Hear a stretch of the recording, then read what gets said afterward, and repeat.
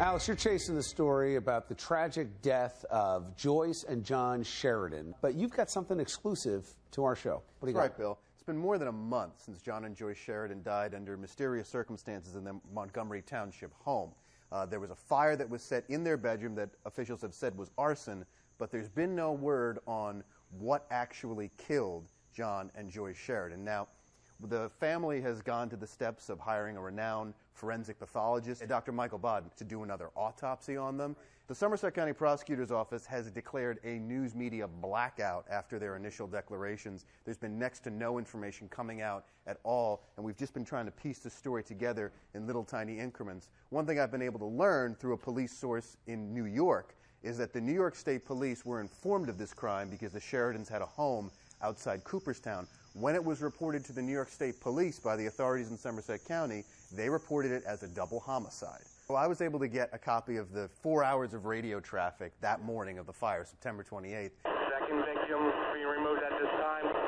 We're still working on the fire. At one point, they say that there was a search done of the house by the cops, and at another point... We're continuing with a primary search of the second floor.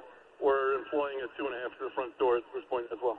They say that they're putting a hose line in through the front door to go upstairs and try and fight the fire that was on the second floor.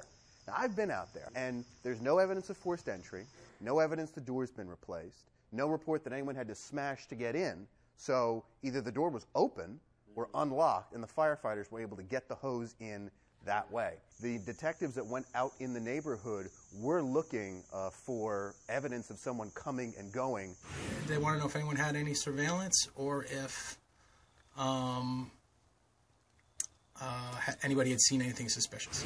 Now, the Sheridans had 4 sons. They've all been cleared by police. None of the Sheridans' 4 sons, one of whom lived at home but was gone that weekend, are suspects in their death, but they've said nothing more about a potential motive. What irritates me is that the New York police have declared this a double homicide, that the Somerset County prosecutor has not made that information abundantly clear to the residents of that community, because I've walked those streets, I've talked to people that live there, they feel like they live in a safe neighborhood. They have a right to know that. Wouldn't you put that information out to the public? I mean, if in fact it was homicide, then you're still looking for the people who committed this crime. So don't you need help in solving this? Let's give them the benefit of the doubt and see as the investigation continues, but definitely keep chasing this because there's obviously more to more to come. come. There's more tentacles. Thanks, to the Alex. story.